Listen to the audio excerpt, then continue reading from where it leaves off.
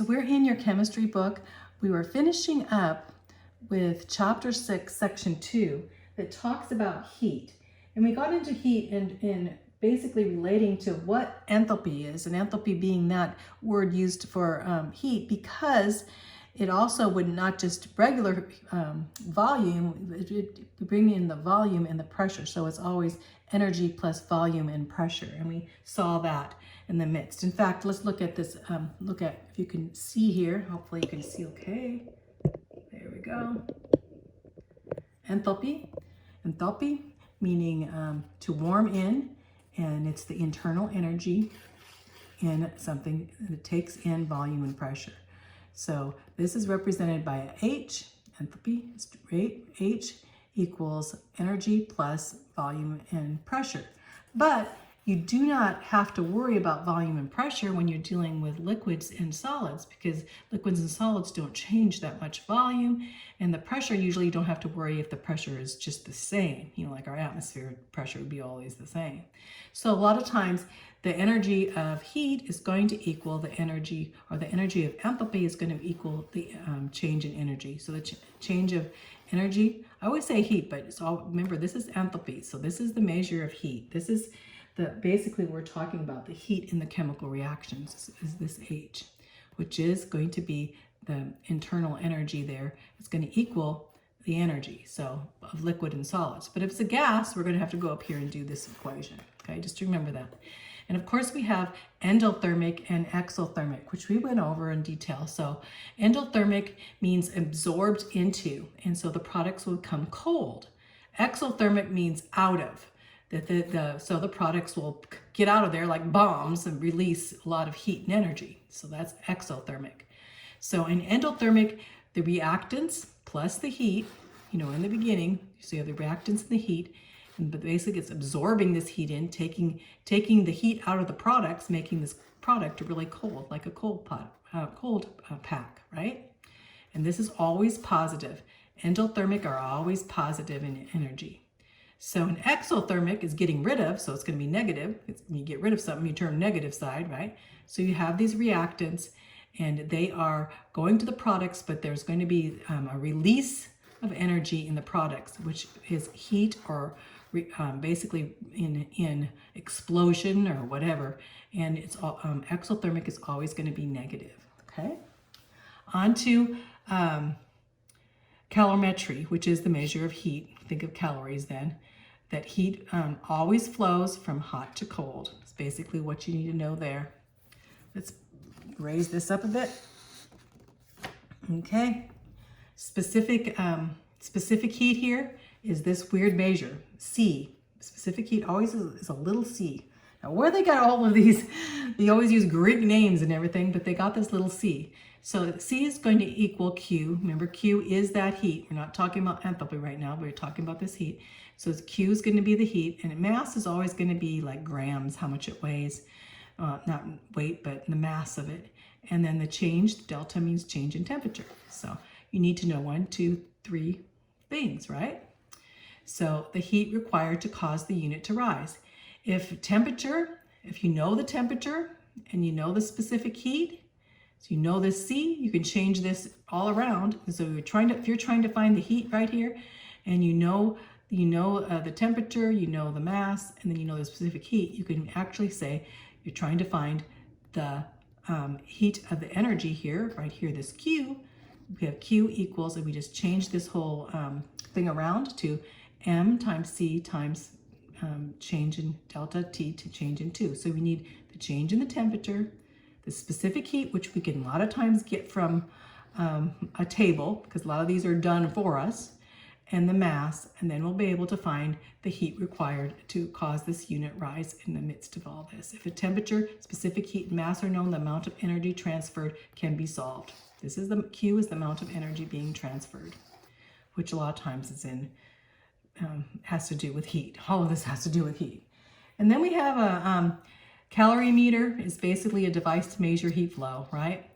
And that basically the heat lost, or the amount of energy lost and the amount of energy gained, you're going to have to take a negative on the loss or a negative on the gain. So it's going to be equation like this. And we did equation actually to find this. And this is kind of a complex equation to do. So you might have one of these on your test, and it's a little bit complex.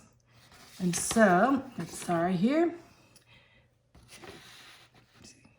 So the heat of reaction, let's put this up here.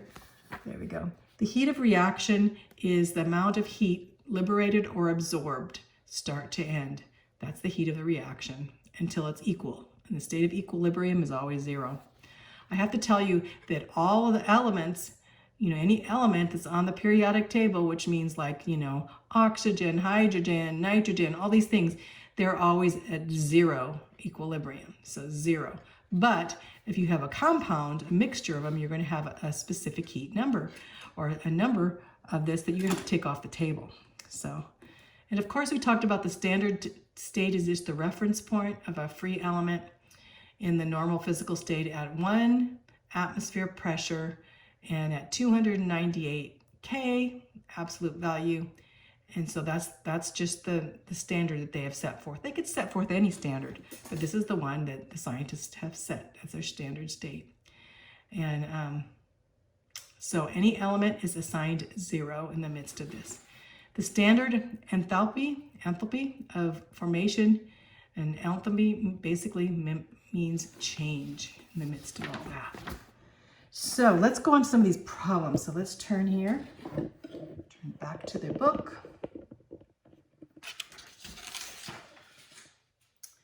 And go over some of these problems. I went over everything there.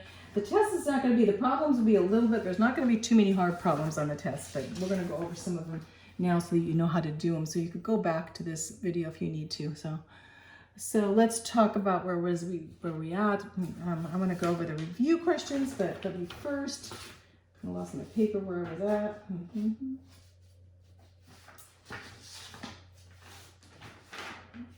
Oh dear, okay. Okay. Oh, well, anyway, let's go over this.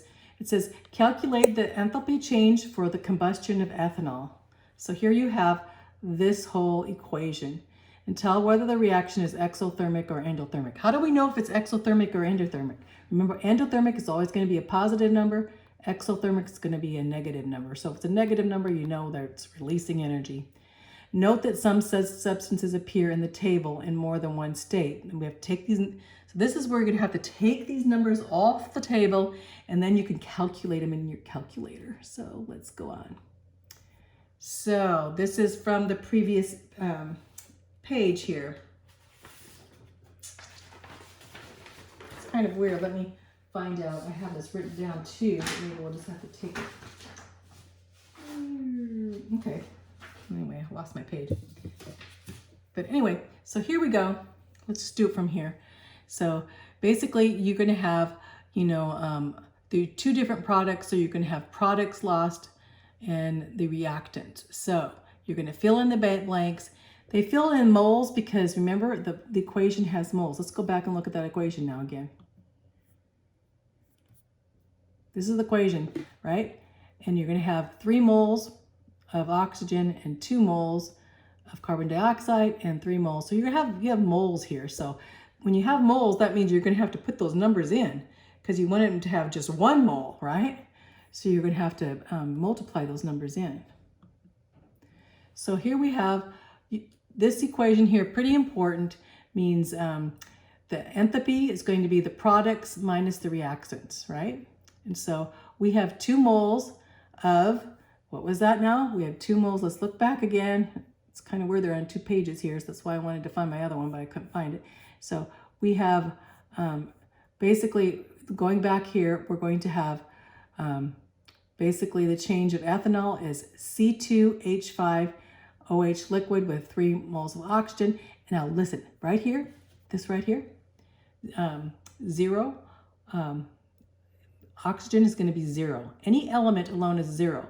So wow, this one's for sure going to be 0. Now there's going to be, this is going to have a number, this is going to have a number, and this is going to have a number because they're compounds, but that oxygen is going to be 0. So let's look back, see what they did.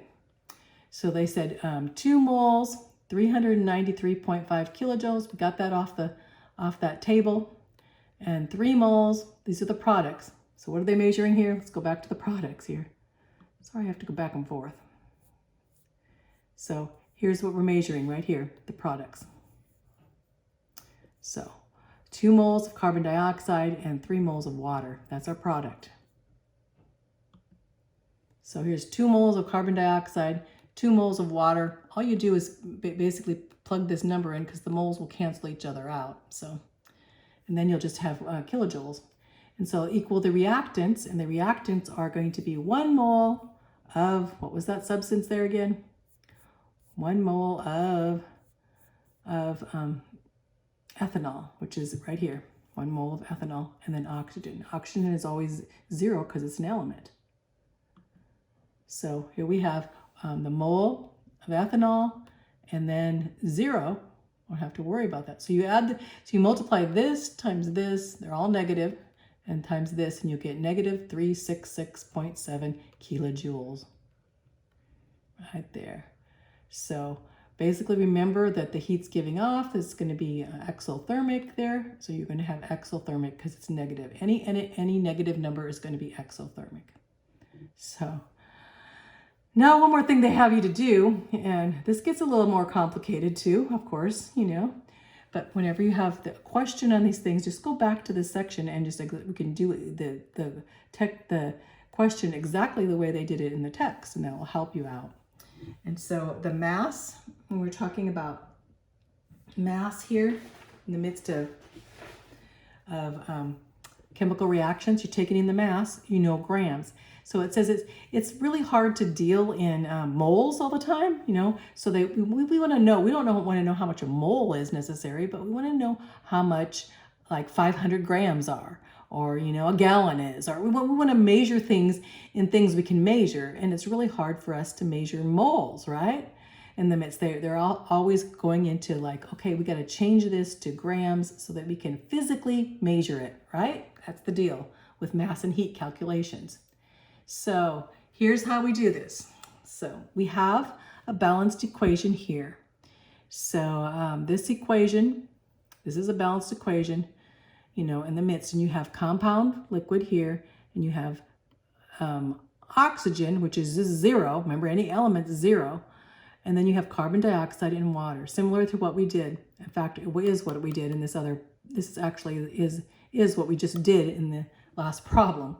So we want to find the enthalpy, or basically that energy, and balance this problem. So we already know how much this is going to be. We already figured this out for the energy.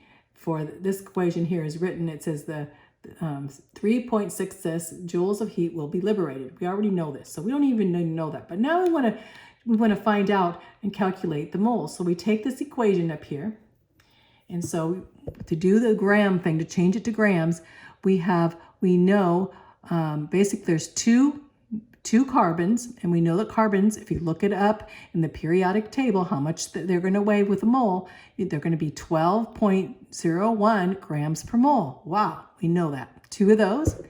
We're going to take 5 hydrogens, and we're going to know what five hydrogens are. Actually more than 5, because we have 5 hydrogens, and we have another hydrogen there, so that's 6 hydrogens. So we're going to take 6 times 1.008, and so we're going to know that this is going to equal what? We times that out, that's going to equal 6.048. So just taking these little numbers here. And so next, how many oxygen? We already counted that hydrogen. How many oxygen is going to be in ethanol? So here we have oxygen. Well, we know that we look on that periodic table, we know how much it's going to weigh per gram. So 16 grams per mole is equals 16 grams per mole. So now we want to know how many total moles. We timed it by 2 carbons, 6 hydrogens, and 1 oxygen. And so we put these all together, and the total mass of this, because we'll be able to cancel out the moles later on, but we'll know that the total grams per mole is going to be 46.068 grams per mole. So we just add, but this is just adding all of these together. 1, 2, 3, 4, adding all these together with their atomic weights in the midst of this. And we did this in the last chapter. So then use the molar mass to determine how many moles are in 500 grams of ethanol. So now we know this, 46 approximately 46.07 grams per mole. So now we want to take, how much are we looking here? They want to know what is in, what was it? Let's go up here. How much heat is liberated in 500 grams? So we take 500 grams of ethanol divided by 46.07, and we get 10.85 moles of ethanol. And now we can actually measure it, so because we have 10.05. So we multiply the enthalpy change per mole. So now we know this is what ethanol is going to be. It's 10.85 moles in this here. So we know that number's there. And we're going to multiply this number by what? 1366. Remember that energy thing? Amount of energy that we're going to use in this ethanol equation times this 10.85, and we're going to get negative 14.830 kilojoules. So it looks complicated, but basically it's not so complicated. We're just going to take ethanol and say how many moles. We're going to change the moles into grams. So the combustion of 500 grams of ethanol is going to equal 14,830 kilojoules of heat. And then we can check to see if that's reasonable, it says. So that's the end of that. That was kind of a complicated chapter, isn't it? So let's go over the questions quickly here. So I want to make sure, because some of these questions will be on the test, I think. So I'll go over some of them quickly, and then we're going to be doing test questions. So in your own words, explain the meaning of enthalpy. Warm in.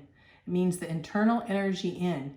But enthalpy also includes pressure and volume, especially in gases, right? So enthalpy is that internal energy within. Enthalpy, or enthalpy. You really pronounce it enthalpy. But anyway, what is meant by the symbol H? Well, the symbol H equals all the energy. Let me put it here. Here's the answer. Let me see if I can put this here so you can read it. In fact, let's go. You stay in your book there, and I'll go to here to read what we have. Put this here so we can read it. So basically we have enthalpy is a warming in. What is meant by the letter H? Letter H is going to equal that enthalpy is going to equal the energy plus pressure or volume. So, but usually pressure volume is negligible in solids and liquids. We went over that. Number 3 says distinguish between endothermic reaction process and exothermic. Endo means products get colder, right? Because here's the equation: reactants plus heat, because heat's taken out of the products back in, endo, and so reactants plus heat equal products, okay? Exothermic products are heat liberated. Heat is coming out of it, like a bomb. So it means exo means exit means out of. So it means reactant equal products plus heat. Products are giving off heat. So endothermic is going to be cold, and exothermic is going to be hot. And produce heat. So what is specific heat? Specific heat is the heat required to cause a unit rise in temperature with a unit mass of substance. That's the specific heat. Remember, we have all those measures in the table of specific heat. And this is going to be, to find specific heat is also always measured by a little c. But to find the midst of how much heat is given off, we're going to use this formula. M meaning mass, C meaning the specific heat, usually in the table, and then the change of temperature, we could find easily that specific heat. So the laboratory instrument to measure heat flow is the calorimeter, right?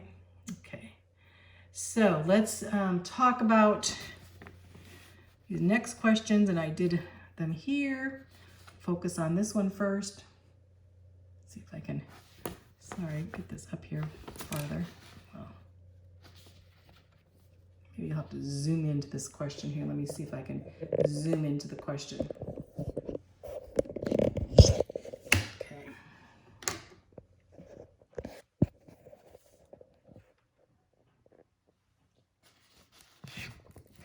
Okay, this temperature and this problem says to raise the temperature of water in 40 gallons. So we have 151 kilograms because we don't want to go by gallon, we have to go to the SI unit. And it puts it there. So 151 kilograms is going to be the mass. The heat from 19 degrees to 66 degrees. So it's going to get hotter, right? So, and then on to, it says basically from 19 degrees, oh, I'm sorry, no, it's 19 degrees to 60 degrees centigrade, which is 140 Fahrenheit, okay? So here's what we do. We're going to put down the change in temperature. The change in temperature is going to be 60 degrees here. That's the final temperature, minus 19 degrees right here. And so we have that change in temperature. What is that change of temperature? It's going to be 41, positive 41.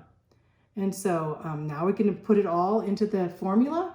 As we put it into the formula, here's our formula that we're using right there. Q equals MC times T. And so it's 151 kilograms, that's the mass. So we plug the mass in. 4.18 joules, that's going to be what we got from the table. And that's going to be the amount of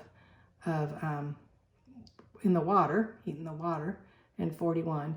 And basically all we have to do is 1 gram, 4.18 joules of energy at 1 degree. That's what we're doing because that's our standard.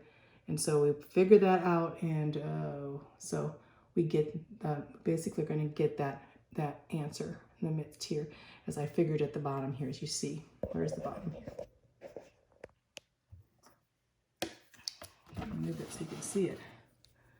So here's what we're going to get. So it's 25.88 joules amount of heat. And all you do is plug all those in. Plug them all into this formula is what you're going to do. And make sure you have the change. So this is not a hard equation.